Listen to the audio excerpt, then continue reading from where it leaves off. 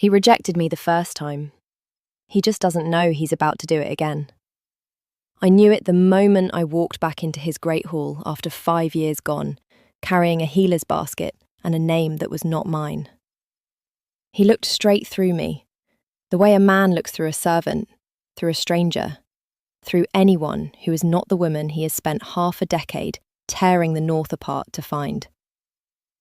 He did not know that woman was holding his lemon balm and willow bark and watching him fail to recognise her. I was 25 that winter, a woman grown twice over by pack law, and I had buried the girl who once stood at his bonding ceremony in a shallow grave somewhere on the road south. Wren, they called me here. Wren the apprentice. Quiet, good with a poultice, came up from the coast packs when old Mistress Orla's hands began to shake. No one questioned it. A healer is furniture in a king's house. You only notice furniture when it's gone. I had not come back for him. I want that understood, because everything that followed will try to make a liar of me. And I was telling the truth that first night. I came back because Mistress Orla was dying and she had asked for me, and because the curse that broke my life in half had been waiting 5 years for me to be brave enough to come and break it back. The Alpha King sat at the head of the hall, the way iron sits in a forge, heavy, dark, holding heat it would not release. Halvar of the Iron Territories. The strongest wolf alive, they still said, though I thought the man on that throne looked like something the strength had outlived. Hollow at the temples, a stillness in him that the court mistook for power, and I recognised, with a small, cold drop in my stomach, as grief. There was an empty chair beside his, carved with running wolves. No one sat in it. No one had, the kitchen girls whispered, in 5 years. I set down my basket and got to work, and I did not look at the chair. And I told myself the not looking was nothing. Mistress Orla's quarters smelled of beeswax and old paper. She caught my wrist with a grip like dried vine the first night I tended her. "You came," she breathed. "Marin." My true name in her mouth was a struck bell. I had not heard it spoken aloud since the night he cut the cord. "Wren," I corrected, gentle, glancing at the door. Her eyes were milky, but they found mine. "He's been looking for you," she said.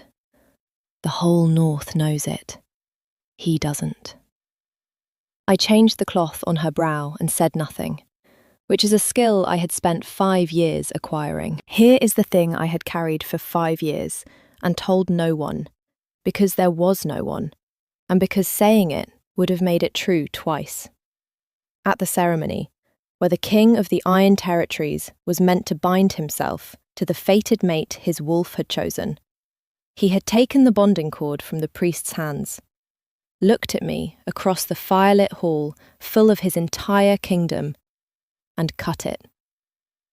Not refused it, cut it. Drew a blade and severed the silver thread before the final knot, in front of every noble house in the north, and turned his back and walked out. A rejected bond is supposed to kill the weaker wolf. I was the weaker wolf. I should have died on that floor. I didn't. I crawled out a side door instead, and I lived, which the priests said was impossible. And I have spent 5 years learning enough of the old craft to understand why. But I'm getting ahead of myself. That night, kneeling by Mistress Orla's bed, all I knew was the question I had carried like a stone in my shoe down every road since. Not, will I survive it? I had survived it. But why did he cut the cord instead of simply letting it lie? A man who does not want you does not need a blade. He only needs to do nothing. That was the gap I could not close. That was why I had really come back. I will admit it now, even if I would not admit it then. The second night, he came to the healer's quarters. I heard him before I saw him, the hall going quiet the way a forest goes quiet, all the small sounds ducking. Then he was in the doorway, too large for it, and his eyes went past me to the old woman on the bed, and his whole face changed into something almost human. Mistress Orla raised me, he told the room, which did not need telling. He crossed to her. He did not look at me. How does she fare? The fever's turned, I said, and busied my hands. She'll wake before the moon's full again. He went still. I have thought a great deal since about that stillness. At the time, I thought I had said something wrong. He stood over the bed of the woman who'd mothered him, and he did not look at the dying woman at all anymore. He looked at the back of my neck, where I had bent over my work, and I felt it the way you feel a window left open in winter, a cold attention, a draught of something. Your voice, he said. My hands did not shake. I have that to be proud of, at least. My lord? A long pause where the next word should have been. His wolf was awake in him. I could feel it pressing at the bond's old ragged edge, the one everyone but me believed was healed clean. He doesn't know, I told myself. His wolf knows. He does not. The cord he cut had severed the man from the truth as neatly as it severed me from the floor. Nothing, he said at last. You remind me of someone. I have one of those faces. The smallest sound came out of him.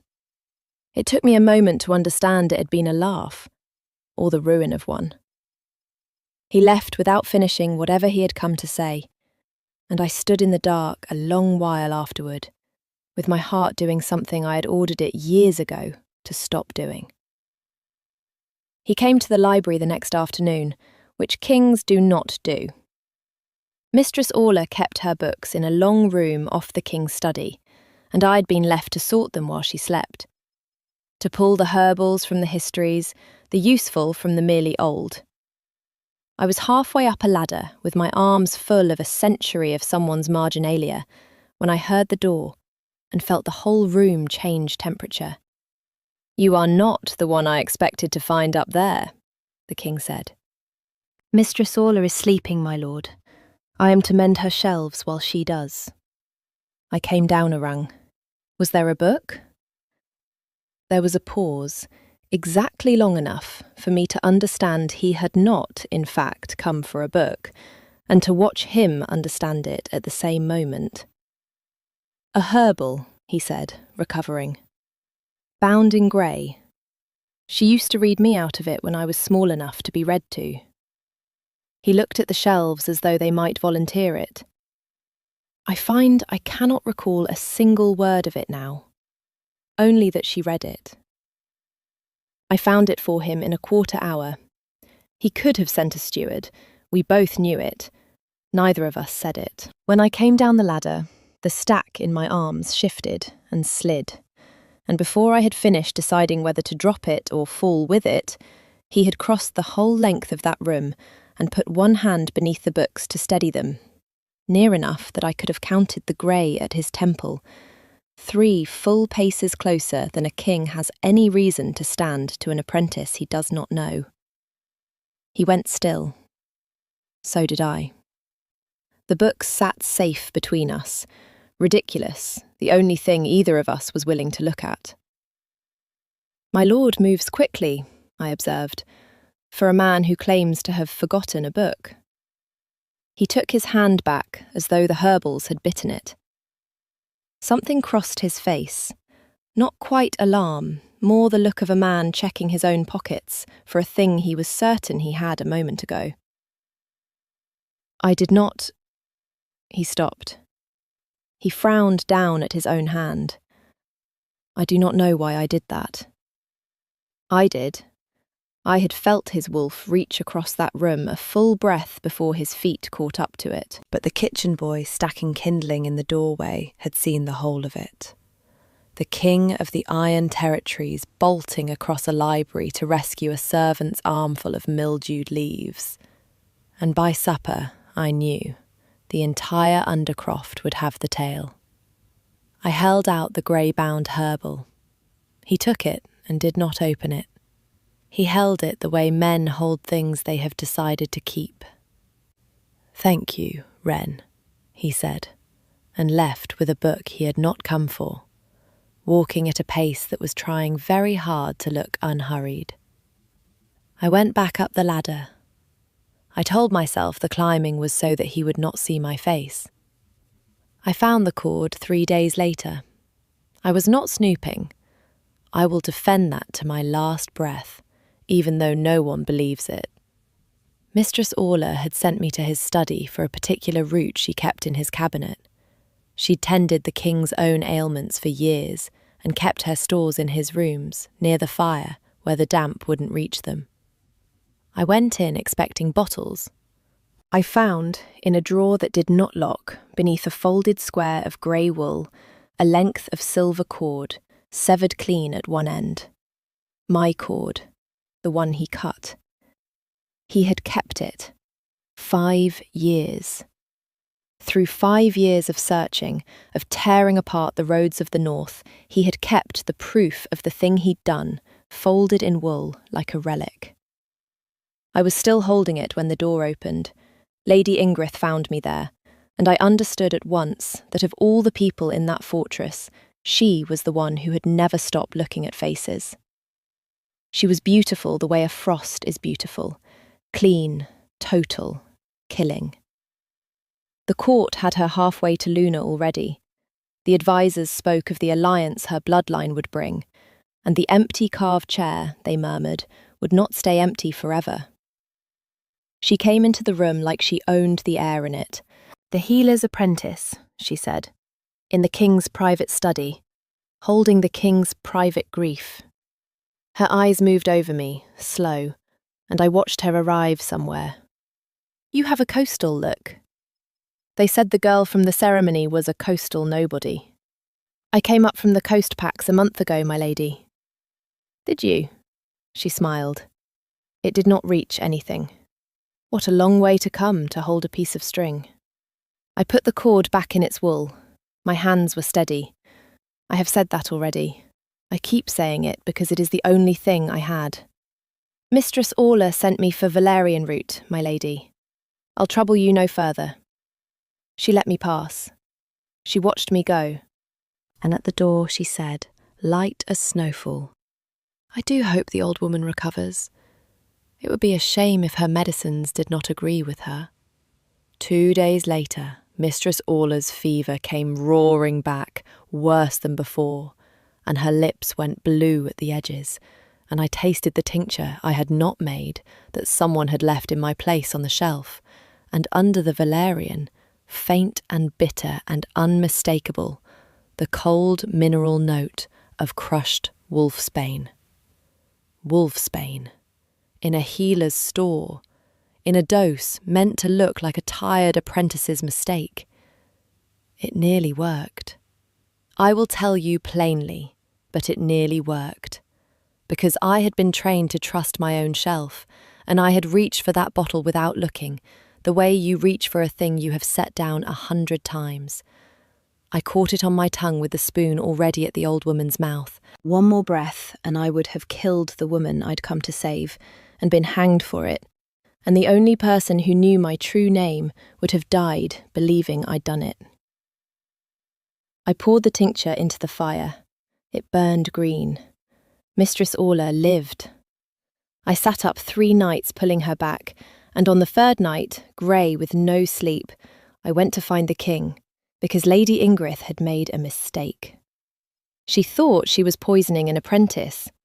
She did not know she was waking up a woman who had spent 5 years learning exactly what poisons taste like, and why. If you have stayed with me this far, through the cord and the wolfsbane and the lady who smiles like a hard frost, stay a little longer. What I learned on that cliff is the part I have never told a living soul, and I find I would like, just once, to be heard while I tell it. If her voice is one you would keep company with on a long night, you know the small kindness the bell below is asking for. Now, the cliff, and the thing he finally said. I found him on the cliff path above the fortress, alone, which a king is never supposed to be. The wind came off the sea hard enough to lean on. He stood at the edge with his back to me and did not turn, and I understood he had heard me coming and chosen not to send me away. Someone put wolfsbane in my mistress's medicine, I said. No title. I had run out of them somewhere on the stairs. I know, he said. That stopped me. Lady Ingrid's hands are clever, he went on, still facing the water. Her father's house is cleverer. They have wanted the empty chair for a long time, and they have decided the surest way to it is to be useful to me, to find the woman I am looking for, or to make certain no one else can. He turned then. The grief was right there on the surface of him, no court between us to make him hide it. I let them search. It was the only way I could keep searching myself without my advisors calling it madness. I did not think they would start cutting away the people near me to do it. Why are you looking for her? I asked. I had not planned to. The wind took the words half out of my mouth, and I let it.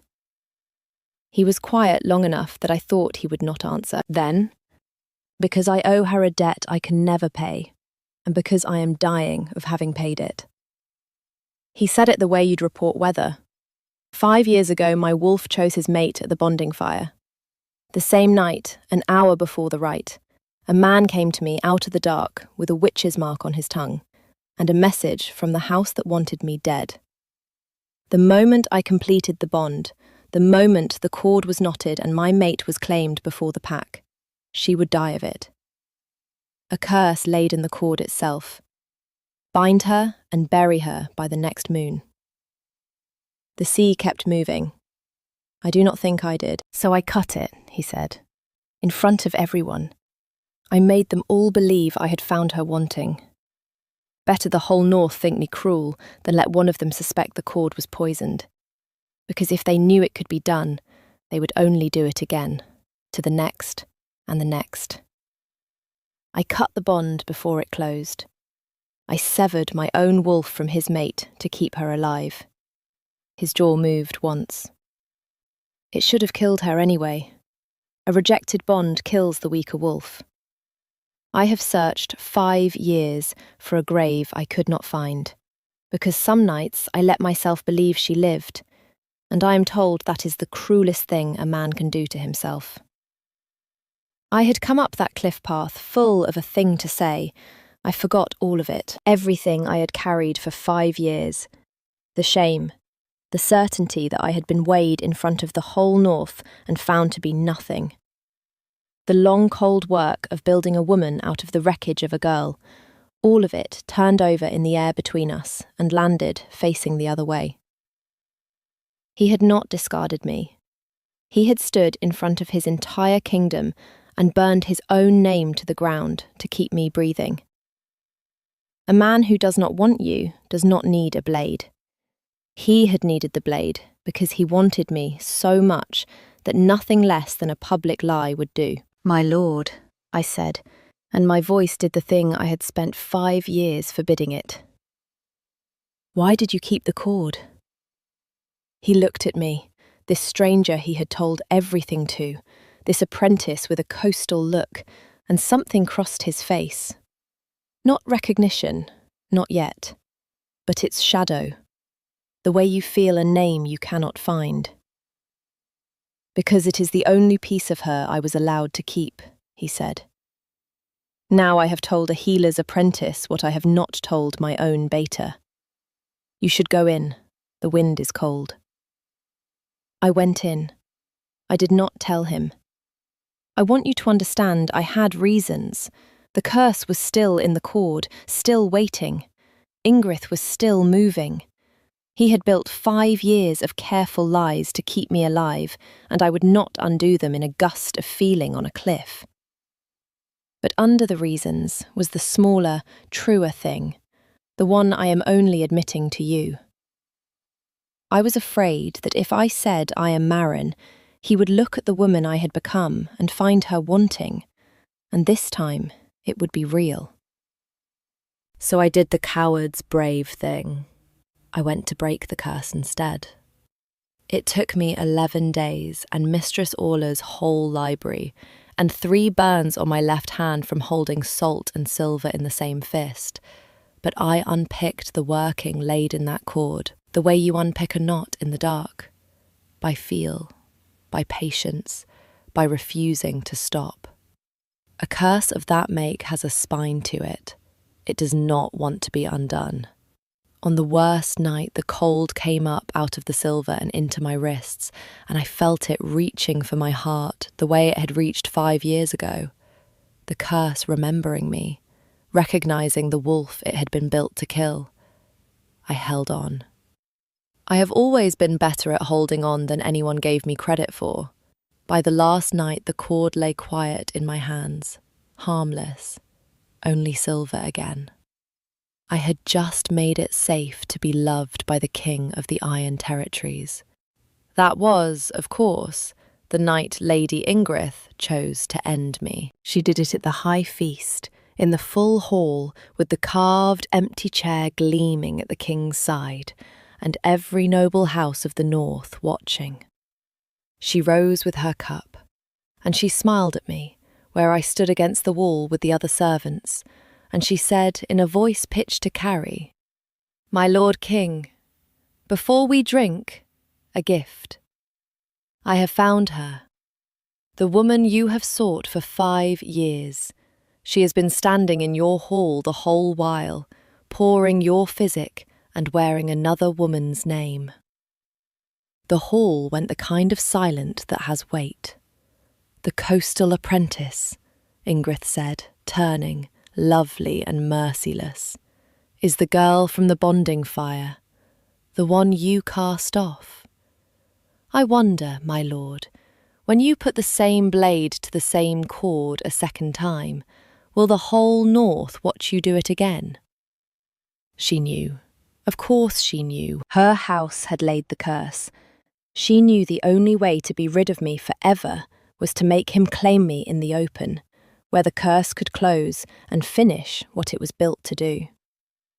She was not exposing me. She was handing him the knife and daring him to be a coward twice. And either way I died, claimed by the curse, or cast off again in front of everyone, broken past surviving a second time. Halvar stood. I watched him understand it all at once. The apprentice, the voice, the woman his wolf had been pacing toward for a month. And I watched 5 years come down on him like a roof. "Marin," he said. My name. He had it now. The whole hall heard him give it to me. "My lord, the curse," his beta started, half out of his chair. "I know what the cord carries," Halvar said, and his eyes never left me. "I have carried the other half of it for 5 years. He came down off the dais.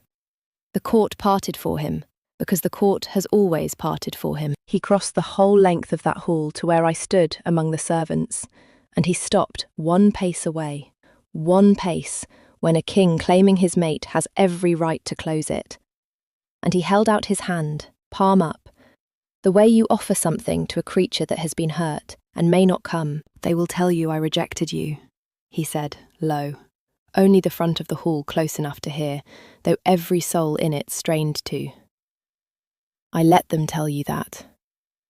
I let you carry it for 5 years to keep you breathing. And there is no apology in any language that pays for those years. You owe me nothing. You never did. My wolf chose you before I had the wit to, and I have spent half a decade trying to catch up to him." His hand did not waver.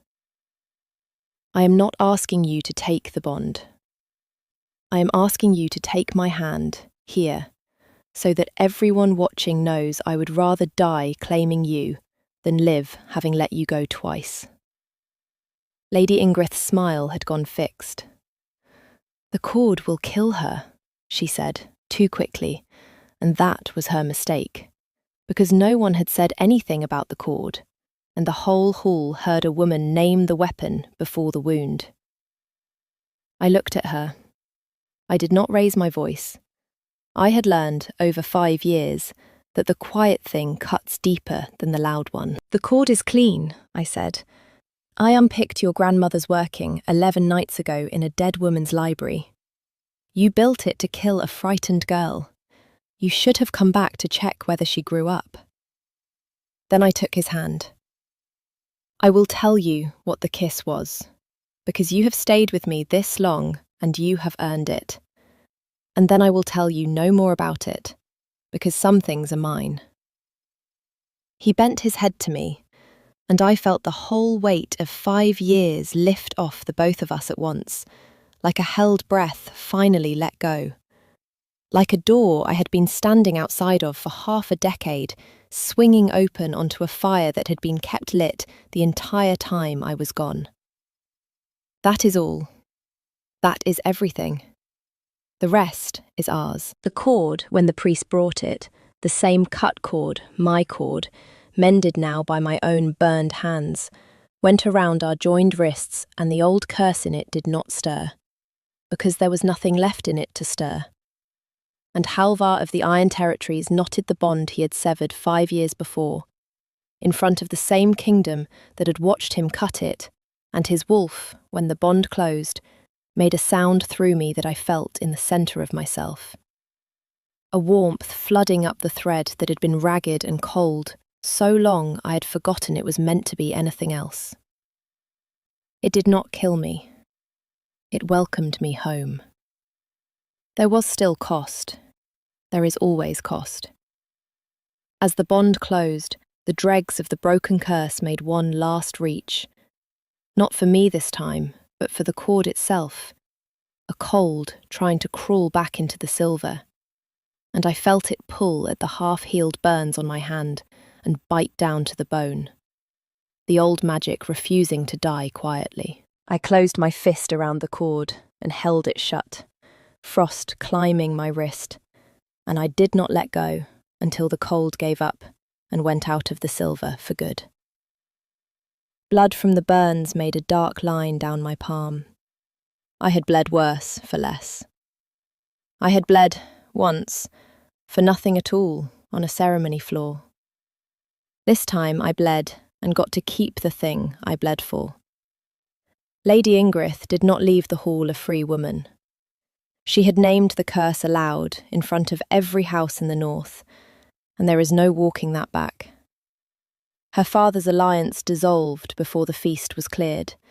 The king's justice was cold and complete, and I will not waste your time on it, except to say that the carved, empty chair beside the throne stopped being empty, and the woman who had wanted it spent the rest of her days a great deal farther from a throne than she had planned.